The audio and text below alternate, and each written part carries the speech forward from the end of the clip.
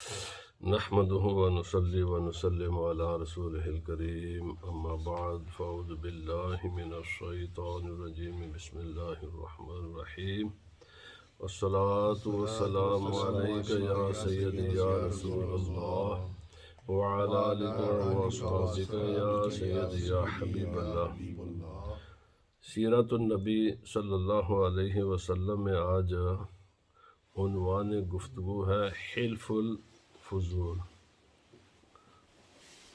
حلف الفضول، حلف کا معنی ہوتا ہے معاہدہ، ایگریمنٹ، جو قسم اٹھا کر کسی بات کو پختہ کیا جائے۔ اور فضول کی انشاءاللہ تھوڑی دیر بعد میں اس کی تفصیلات کروں گا۔ یہ تاریخ اسلام میں، بلکہ اگر اس کو تاریخ انسانیت میں ایک انتہائی اہم ترین موڑ قرار دیا جائے تو بے جا نہ ہوگا۔ آج جو عالمی نظام جس پوائنٹ کے اوپر، جس نقطے اوپر کھڑا ہے، یہ حلف الفضول اس کی پہلی اینٹ ہے۔ تاریخی طور پر کوئی بھی اس کا تاریخی ثبوت نہیں ہے، اگر ہو تو کم از کم میرے علم میں نہیں ہے کہ اس سے پہلے اس کائنات میں عدل و انصاف کا کوئی اس قسم کا نظام قائم کیا گیا ہو۔ یہ پہلی اینٹ ہے انسانیت کو، جو رسول خدا صلی اللہ علیہ وسلم کو سب سے پہلے تحفہ جو ملا ہے۔ اور جب آپ اس کو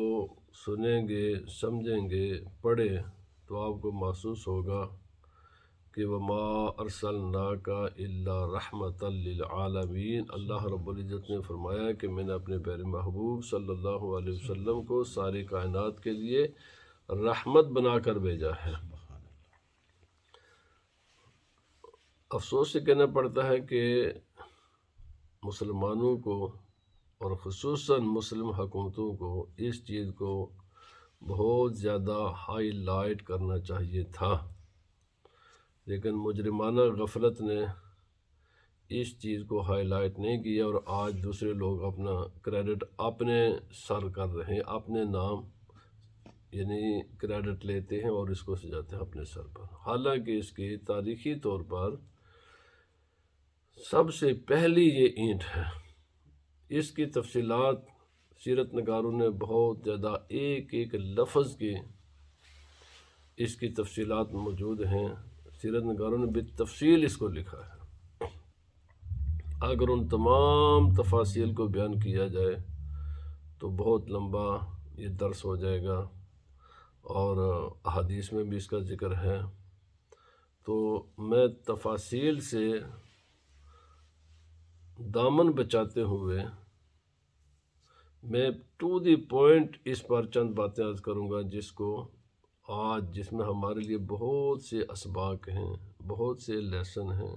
بہت کچھ ہم اس سے سیکھ سکتے ہیں۔ اور علماء نے جب یہ بیان کرتے ہیں تو پھر وہ اسباق بھی بیان کرتے ہیں اپنے اپنی ہمت کے مطابق۔ میں بھی انشاءاللہ عرض کروں گا۔ گزشتہ درس میں آپ نے سنا کہ حرب الفجار، جس میں رسول اللہ صلی اللہ علیہ وسلم نے آخری جو تھی اس میں شرکت فرمائی، اور چونکہ وہ ایک ناجائز مطالبہ تھا ایک طرف سے، اور اس ناجائز مطالبہ کے مقابلہ میں جو گروہ حق پر تھا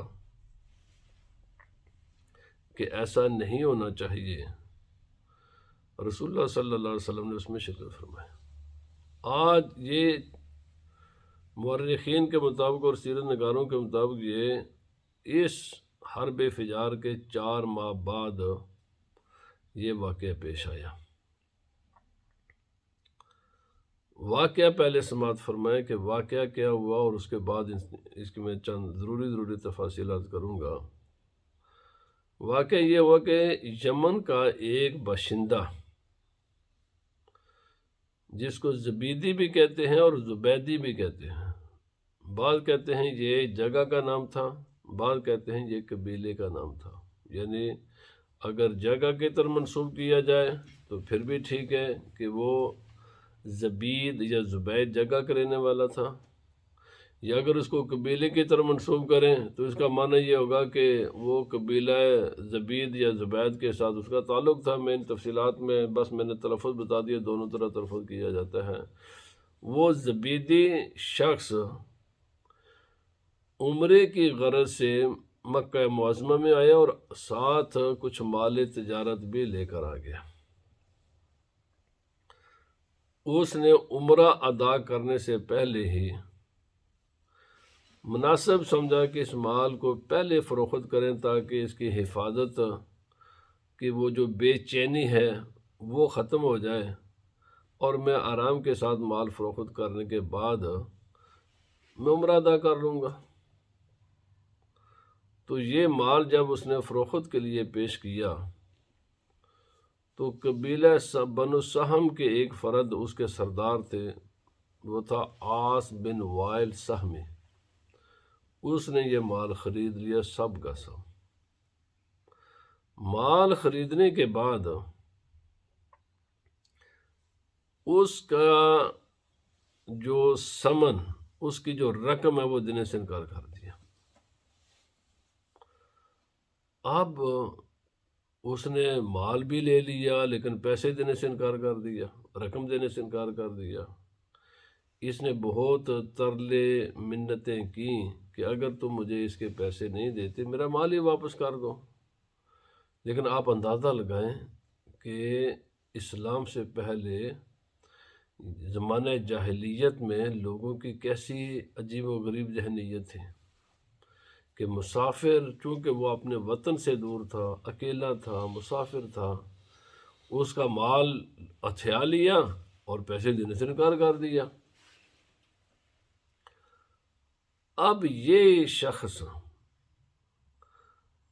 اس کے قبیلہ اور ان کے جو حلیف تھے ان کے پاس گیا کہ تمہارے قبیلے کے سردار نے اور تمہارے ایک حلیف نے میرا مال لے لیا ہے لیکن مجھے رقم نہیں دے رہا۔ اگر یہ معاملہ صرف اس تک محدود رہتا نا تو پھر بھی بات ہو چکی کہ فرد کا معاملہ ہے، لیکن ان قبائل نے بھی اس کی مدد کرنے سے انکار کر دیا۔ اب اس نے دور دراز سے پھر اس نے غور و فکر کیا، چلو میں اپنے قبیلہ والا اگرچہ دور ہیں تو لیکن جب دیکھا تو محسوس کیا کہ وہ افرادی طور پر بہت تھوڑے ہیں، اور عاص بن وائل کے قبیلے اور اس کے جو حلیف ہیں یہ تعداد میں زیادہ ہیں، تو اگر میں ان کو پکاروں گا بھی، ان کو لے کر بھی آ جاؤں گا، تو پھر بھی میں اس ظالم سے نہ رقم وصول کر سکتا ہوں نہ اپنا مال وصول کر سکتا ہوں۔ جب یہ پریشانی، اور پھر ظاہر بات ہے سینکڑوں مائل کا سفر کر کے مکہ معظمہ سے یمن قریب تو نہیں ہے، کافی دور ہے، واپس بھی جانا تھا۔ ایک مسافر آدمی جب اس کا سارے کا سارا مال لوٹ لیا جائے تو یہاں قیام کرے تو کیسے کرے، واپس جائے تو کیسے جائے۔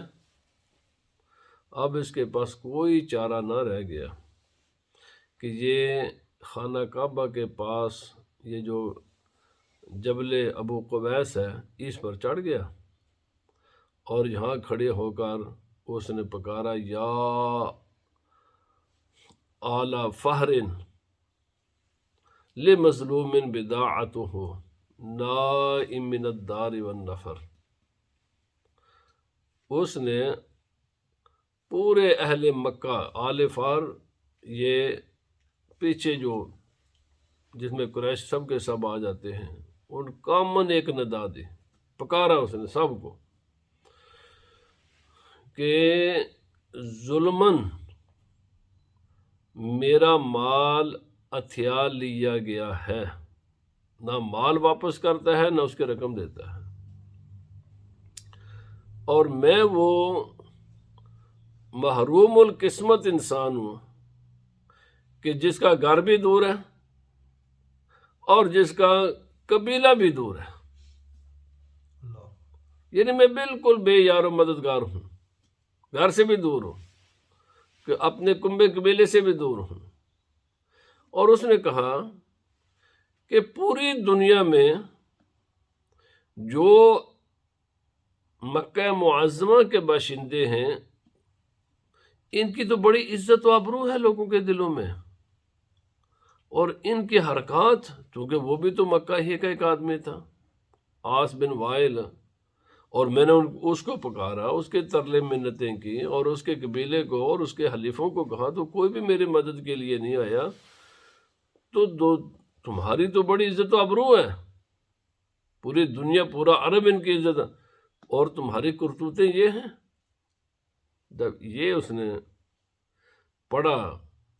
کچھ اشعار غم کے اور اپنے ظلم کی داستان بیان کی، تو رسول اللہ صلی اللہ علیہ وسلم کے چچا حضرت زبیر بن عبد المطلب، ان کو بڑا صدمہ ہوا، افسوس ہوا۔ انہوں نے بنو ہاشم، بنو اسد، بنو زہرہ اور بنو تیم کو، یہ وہ لوگ تھے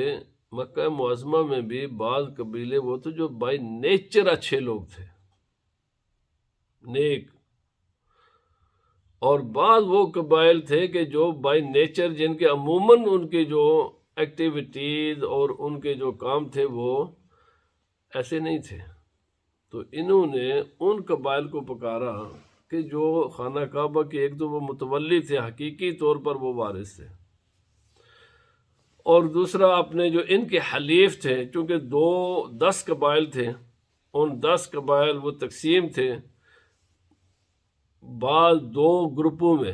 تو جو ان کے گروپ کے لوگ تھے ان کو بلایا، عبداللہ بن جدعان کے گھر میں جمع کیا۔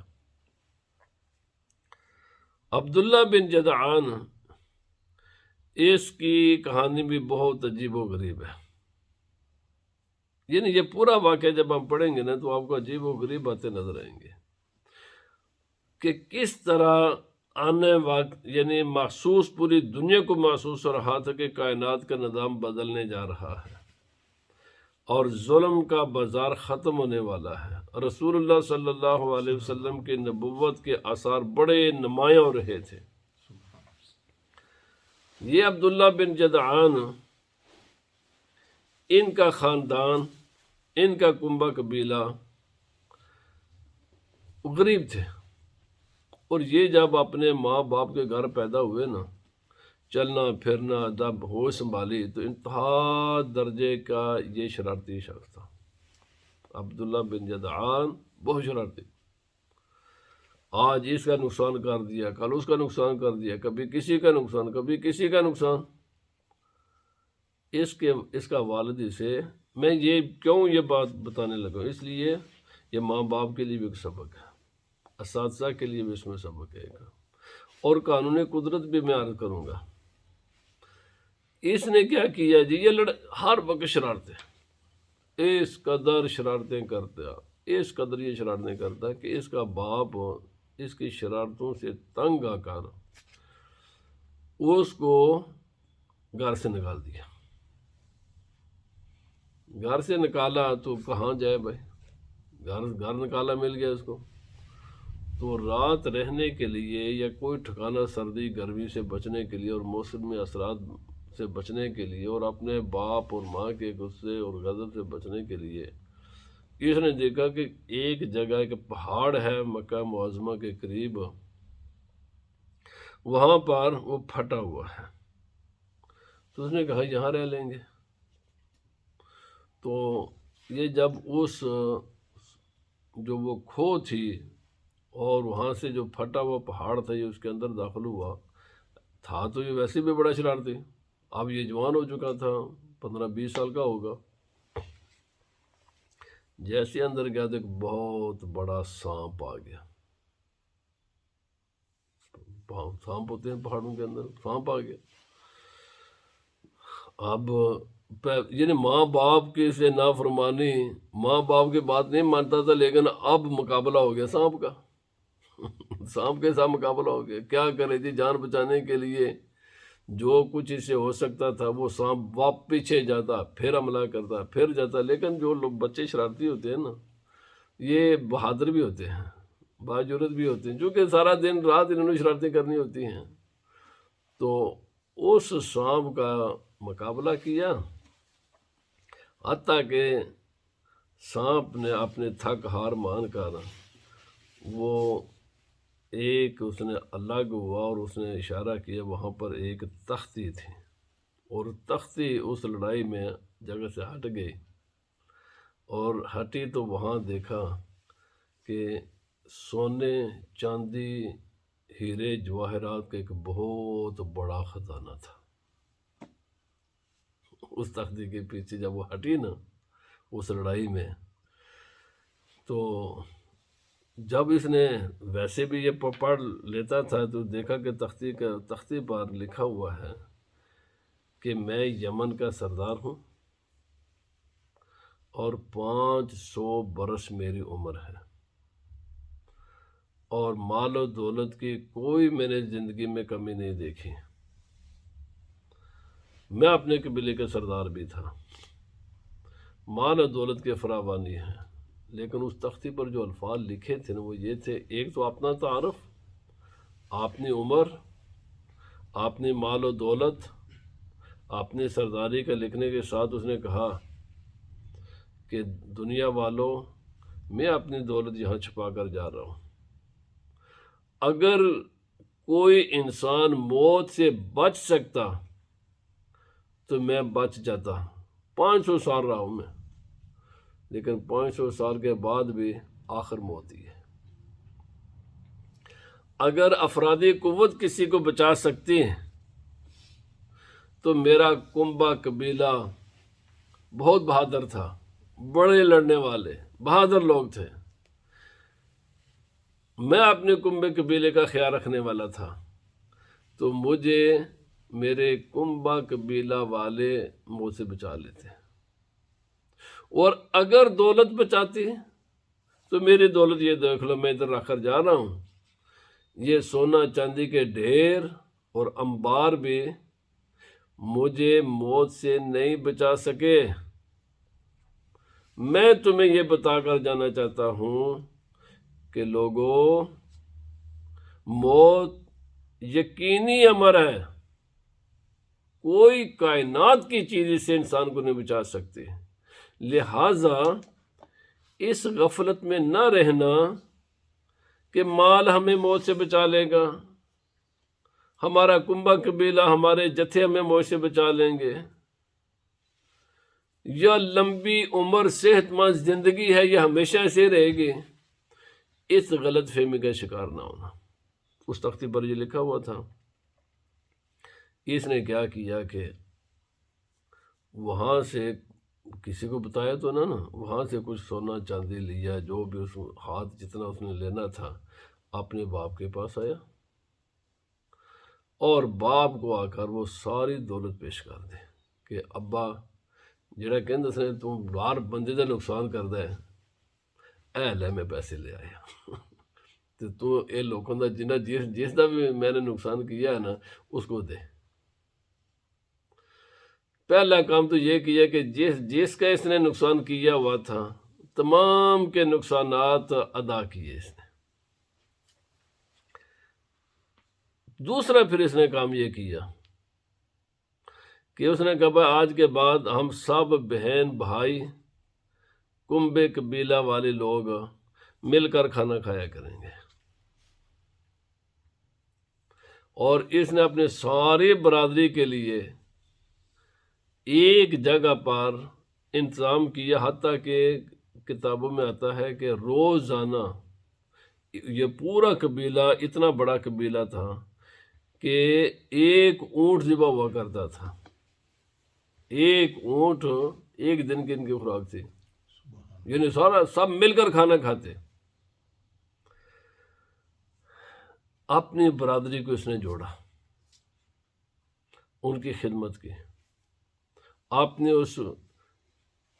غربت جب دور ہوئی تو اس نے دولت تقسیم کر دی اپنی برادری پر، اور پھر دوسرا اس نے یہ کیا کہ مہمانوں کی خدمت، مسافروں کی خدمت، بیواؤں کی خدمت۔ یہ جو لوگ، میں یہ کہنا چاہتا ہوں کہ بعض بچے شرارتی ضرور ہوتے ہیں، لیکن یاد رکھ لیں یہ ضروری نہیں ہے کہ وہ فطرتاً بد بھی ہوں۔ بعض اوقات جیسے پانی کو روکے نا تو وہ پانی زور کے ساتھ راستے سے چیزیں ہٹا دیتا ہے۔ کبھی کبھی انسانوں میں نیکی کا جذبہ ہوتا ہے، وہ کوئی بڑا کام کرنا چاہتے ہیں، کر نہیں پاتے، اس وجہ سے وہ شرارتیں کرتے ہیں۔ اب یہی عبداللہ بن جدعان، یہ اسلام سے پہلے کی بات ہے، فطرتاً یہ نیک تھا، اور اسی بس وہ راستہ نہیں مل رہا تھا کہ نیکی میں کیسے کروں، اس لیے کبھی کسی کا نقصان، کبھی ادھر شرارت، کبھی ادھر شرارت، کبھی کچھ کرتے کبھی کچھ کرتا، حتیٰ کہ جب اس کے پاس آیا نا مال و دولت تو خود اس پر سانپ بن کرنا بیٹھ گیا، بال کے سب کو اس نے شامل کیا اس کے ساتھ۔ اور باقی بھی جیسا میں نے عرض کیا، چونکہ یہ آدمی ہر ایک کا خیال رکھتا تھا، بیماروں کا، مسافروں کا، بے یار و مددگار لوگوں کا، اپنے کنبہ قبیلے کا، بلکہ اس نے بس اس کے بعد اس نے کہہ دیا بھائی کہ ایک بات کھانا، ہم سب مل کر کھانا کھایا کریں گے۔ دیکھو عربی میں بڑی بڑی خوبیاں بھی تھیں، زمانے کفر میں بڑی بڑی خوبیاں تھیں ان میں۔ اب جب حضرت زبیر بن عبد المطلب نے ان کو پکارا، دعوت دی، تو نیچرلی انہوں نے کہا کہ جب وہاں پر کھانا بھی پکتا ہے، ہم وہاں پر اجلاس کریں گے تو کھانا بھی مل جائے گا، چونکہ وہ دل کا بڑا سخی آدمی ہے اور ان کے پاس وسائل بھی ہیں اس کے پاس کھانا دینے کے لیے۔ تو کھانا تیار کروا کر بنو زہرہ، بنو ہاشم، بنو اسد اور بنو تیم، یہ سارے لوگ وہاں پر جمع ہوئے، اور رسول اللہ صلی اللہ علیہ وسلم بھی اس میں شامل ہوئے۔ معاہدہ طے کیا گیا کہ یہ ایک آدمی آج اس کے ساتھ عاص بن وائل نے یہ حرکت کی ہے، کل کوئی اور بھی کرے گا تو ہم مل کر ایک ایگریمنٹ طے کرتے ہیں کہ کوئی مسافر جو بھی مکہ معظمہ میں آئے، باہر سے کوئی بھی آئے، یا چاہے کوئی مکہ کا باشندہ ہی کیوں نہ ہو، ظلم کے خلاف اور ظالم کے خلاف اور مظلوم کے حق میں ہم سب ایک ہوں گے،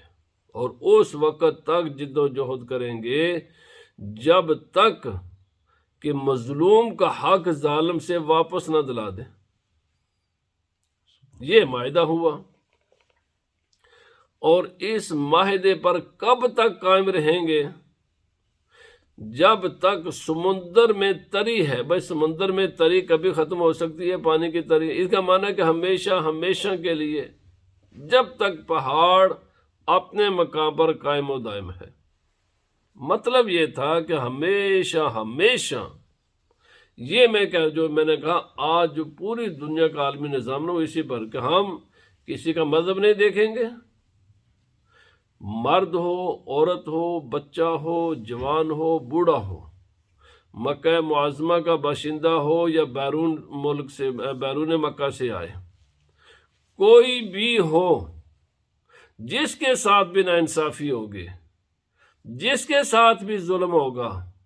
ہم ہمیشہ مظلوم کے ساتھ کھڑے ہوں گے، اور ظالم کا ہاتھ قوت کے ساتھ، طاقت کے ساتھ روکیں گے۔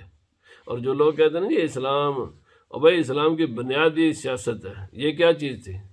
حلف الفضول یہی چیز ہے، آج پوری دنیا کا نظام اسی پر قائم ہے بلا تفریق، اور اسلام کی ساری قرآن حکیم کی تعلیمات اگر ایک لفظ میں بھی عرض کروں گا انشاءاللہ، خدا تعالیٰ کے احکام یہی ہیں، اور خود رسول اللہ صلی اللہ علیہ وسلم نے اگر اپنا بیگانہ مسلم، غیر مسلم، اجنبی، واقف کار کوئی بھی ہو، حمایت کس کی ہے؟ جو حق پر ہے،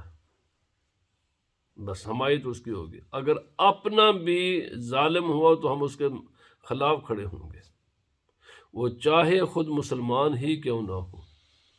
چاہے وہ مکہ کا باشندہ ہی کیوں نہ ہو، چاہے وہ اپنے رشتہ داری کیوں نہ ہو۔ اگر مظلوم عورت ہے تو ہم اس کی حمایت میں کھڑے ہوں گے،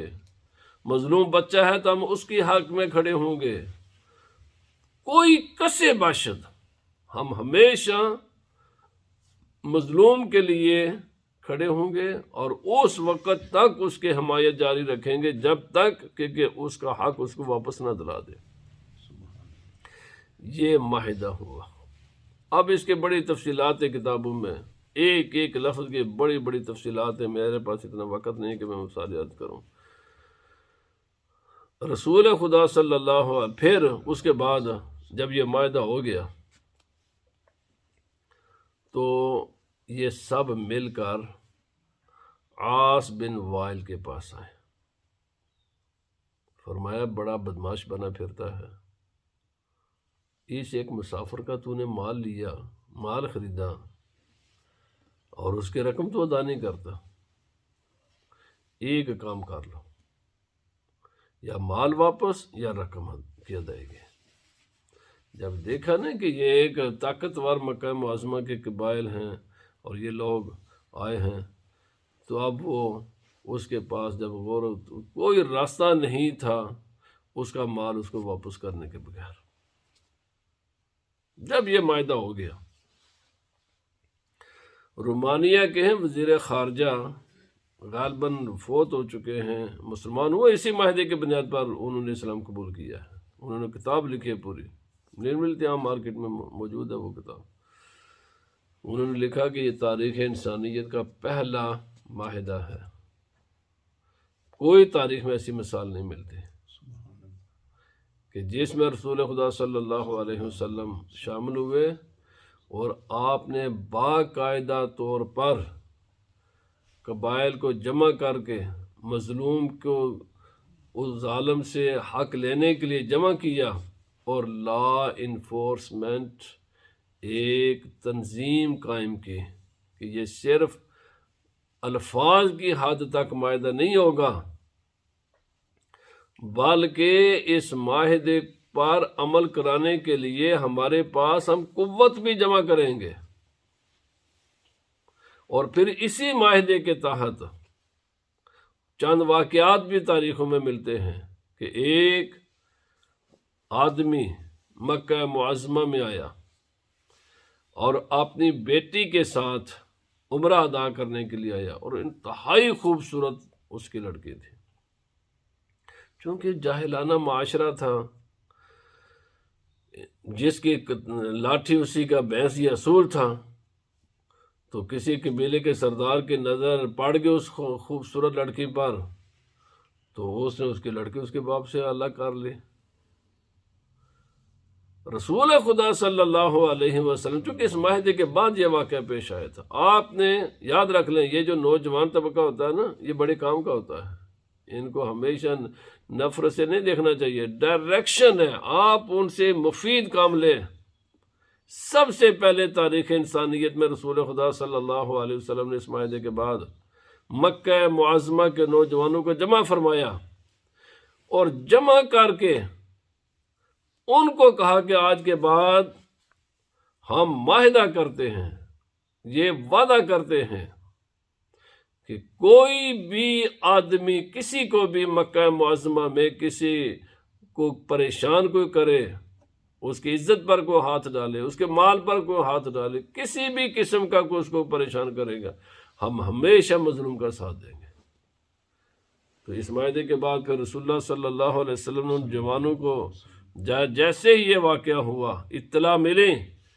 تو مکہ معظمہ کے نوجوانوں کو ساتھ لے کر نبی پاک صلی اللہ علیہ وسلم اس کے گھر پر پہنچ گئے۔ فرمایا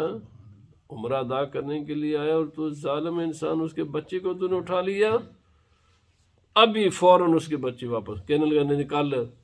آپ نے فرمایا کل نہیں، ہم تمہیں چند منٹ کا بھی وقت نہیں دیں گے، ہمیں ابھی چاہیے۔ پھر ایک واقعہ ہوا،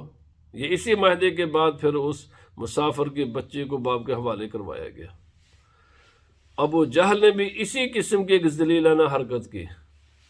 کہ کسی کا مال لے کر پیسہ دینے سے انکار کر دیا، کیونکہ متکبر تھے نا جی، تکبر، ہم سردار ہیں، ہمارے مقابلے میں کوئی کیا ہے۔ جب ابو جہل نے بھی اس قسم کی حرکت کی تو رسول اللہ صلی اللہ علیہ وسلم نے پھر اسی طرح انہیں مکہ معظمہ کے نوجوانوں کو جمع کیا اور ان کو ساتھ لے کر فرمایا دو راستوں میں سے ایک ہی راستہ ہے، یا مال اس کا واپس یا رقم اس کی ادائیگی، کوئی تیسرا راستے کی اجازت نہیں ہے۔ تو یہ پہلی دنیا میں تنظیم سازی کی گئی، لا انفورسمنٹ، باقاعدہ فورس تیار کی گئی اس معاہدے کے بعد کہ عدل و انصاف قائم کیا جائے گا اور اس کے مقابلہ میں کچھ بھی نہیں دیکھا جائے گا۔ اب میں قرآن حکیم کے جو احکام کیا ہیں، اور اس معاہدے پر رسول اللہ صلی اللہ علیہ وسلم ہمیشہ فخر فرمایا کرتے تھے۔ فرمایا میں اس معاہدے میں شامل تھا جس میں یہ معاہدہ کیا گیا، اور اگر اس کے مقابلے میں اہل عرب جب سب سے قیمتی اور سب سے دولت مندی کا اشارہ کرتے تو وہ کہا کرتے تھے اگر ہمیں سرخ اونٹ بھی دے دیے جائیں، یعنی یہ ان کی سب سے بڑی دولت تھی، تو نبی صلی اللہ علیہ وسلم نے فرمایا اگر مجھے سرخ اونٹ بھی دے دیے جاتے نا اور مجھے کہا جاتا کہ آپ اس معاہدے میں شامل نہ ہوں، تو فرمایا میں وہ سرخ اونٹ قبول نہ کرتا، مجھے فخر ہے کہ میں اس معاہدے میں شامل تھا۔ قرآن حکیم اللہ پاک نے فرمایا ان اللہ یامر بالعدل والاحسان، اللہ کا حکم ہے کہ عدل قائم کرو، احسان ایک دوسرے کے ساتھ کیا کرو۔ فرمایا لا یجرمنکم شنآن قوم علی الا تعدلوا اعدلوا هو اقرب للتقوی، کسی بھی قوم کی دشمنی تمہیں عدل و انصاف سے نہ پھیر دے، کوئی بھی شخص اگرچہ وہ تمہارا دشمن ہی کیوں نہ ہو، اگر وہ حق پر ہے تو مسلمانوں تمہیں اجازت نہیں ہے کہ اس پر کسی قسم کا کوئی ظلم اور زیادتی کرو۔ کتنے مقدمات ایسے آئے ہیں، احادیث میں ملتے ہیں، خلفاء راشدین کی زندگی میں ملتے ہیں کہ یہودی مقدمہ رسول اللہ صلی اللہ خود نبی پاک صلی اللہ علیہ وسلم کی بارگاہ میں فلا وربک لا یؤمنون حتی یحکموک فیما شجر بینہم، اس آیت کا شان نزول بھی یہی ہے۔ اگر کافر اسلام کو نہ ماننے والا وہ حق پر ہوتا اور مسلمان نا حق ہوتا، تو رسول اللہ صلی اللہ علیہ وسلم نے یہ فیصلے نہیں فرمایا چونکہ یہ میرا کلمہ پڑھتا ہے، یہ مسلمان ہے، یہ ہمارے ساتھ نمازیں پڑھتا ہے، یہ ہمارے جماعت کا آدمی ہے، نہیں، نبی پاک صلی اللہ علیہ وسلم نے فیصلہ کافر کے حق میں فرمایا۔ کتنے یہودیوں کے حق میں نبی پاک صلی اللہ علیہ وسلم نے فیصلے فرمائے، بلکہ یہاں تک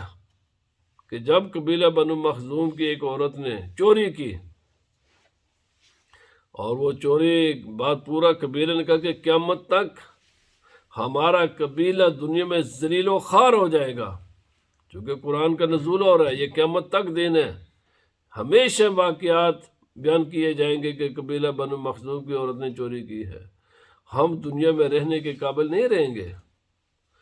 تو انہوں نے پیشکش کی کہ جو بھی اس کے مقابلے میں آپ لیں ہم دینے کے لیے تیار ہیں، لیکن ہماری خاتون پر حد جاری نہ کی جائے۔ اور رسول اللہ صلی اللہ علیہ وسلم کے سب سے محبوب صحابی، آپ کے متبنہ بھی، ان کو بطور سفارشی پیش کیا گیا کہ یا رسول اللہ نرمی فرمائے۔ تو سرکار دو عالم صلی اللہ علیہ وسلم کا غضب آپ کے چہرے پر نمایاں تھا، اور آپ نے فرمایا جانتے ہو مجھ سے پہلی قومیں کیوں ہلاک ہوئیں؟ ان کا وجود صفحہ ہستی سے کیوں مٹا دیا گیا؟ اسی لیے کہ جب ان کا کوئی اپنا آدمی غلط کام کرتا تو اس کو سزا نہ دی جاتی ہے، لیکن اگر کوئی دوسرا کمزور طبقے کا آدمی، مخالف طبقے کا آدمی اگر قانون کی خلاف ورزی کرتا تو اس کو سزا دی جاتی تھی۔ فرمایا سن لو، جو دین میں لے کر آیا ہوں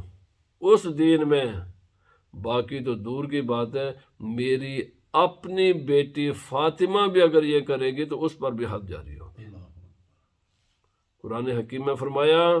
عدل و انصاف کے معاملہ میں کوئی رشتہ داری نہیں دیکھی جائے گی، کوئی امارت و غربت کو نظر میں نہیں رکھا جائے گا، کچھ بھی نہیں ہے، نہ مذہب، نہ دولت، نہ کنبہ قبیلہ، نہ کوئی انسانی تعلق، کچھ بھی نہیں ہے۔ ہمیشہ مسلمانوں پر لازم قرار دے دیا گیا، فرض قرار دے دیا گیا کہ آپ نے ہمیشہ عدل و انصاف سے کام لینا ہے اور مظلوم کی حمایت کرنی ہے۔ کب تک؟ جب تک کہ مظلوم کو اس کا حق نہ مل جائے۔ حضرت ابوبکر صدیق رضی اللہ تعالیٰ عنہ جب رسول اللہ صلی اللہ علیہ وسلم کے بعد خلافت کی ذمہ داری آپ کے کندھوں پر آن پڑی تو آپ ممبر پر گئے۔ آپ نے سب سے پہلا خطبہ کیا ہے حضرت ابوبکر صدیق رضی اللہ تعالیٰ عنہ کا؟ آپ نے فرمایا سن لو، سچائی سب سے بڑی قوت ہے، سبحان اللہ، ظلم سب سے بڑی کمزوری ہے، اور فرمایا میرے لیے ہر مظلوم طاقتور ہے،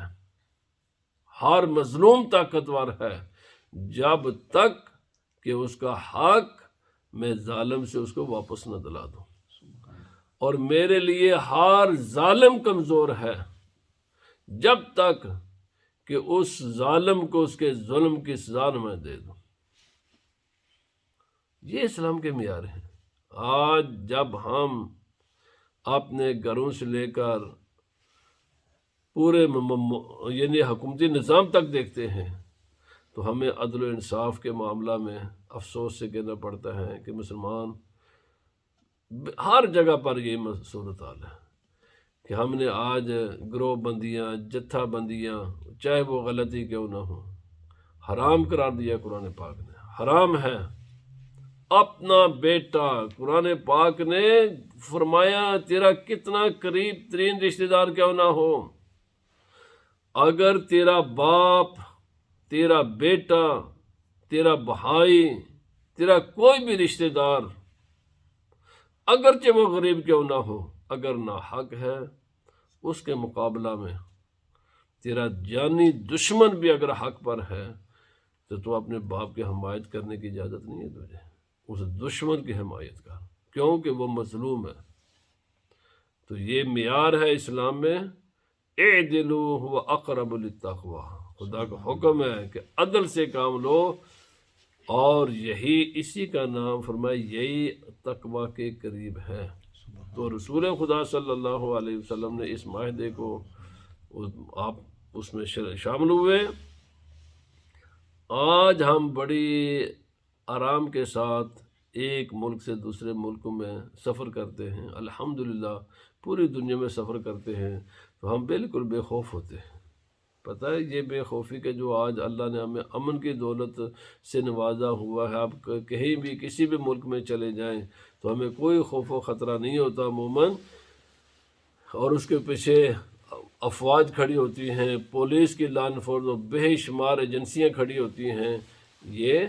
اس کی پہلی اینڈ یہ مادہ تھا، اس کے بعد یہ کائنات کا نظام چینج ہوا ہے۔ اس کے بعد پھر رسول خدا صلی اللہ علیہ وسلم پر وحی کا نزول ہوا، پھر قرآن حکیم نے عدل و انصاف کے وہ اعلیٰ اور عرفہ معیار قائم کیے۔ آج انہی قوموں نے اسی قرآن حکیم سے انہی سیرت کی کتابوں سے سبق لے کر اپنے نام کے ساتھ دنیا میں، لیکن یہ کبھی بھی اگر مسلمان بیدار ہو جائے تو یہ اپنے نام اپنا کریڈٹ نہیں کر، اس لیے کہ تاریخی طور پر ان کے پاس اس کے سوا ہے ہی کچھ نہیں ہے۔ تاریخی طور پر سب سے پہلا یہ ایک معاہدہ اقوام کے درمیان جو مظلوم کی مدد کی جائے گی ظالم کے مقابلے میں، یہ رسول خدا صلی اللہ علیہ وسلم کی موجودگی میں ہوا تھا۔ اللہ پاک ہمیں سرکار دو عالم صلی اللہ علیہ وسلم کی سچی غلامی نصیب فرمائے۔ وما علینا الا البلاغ۔ الصلاۃ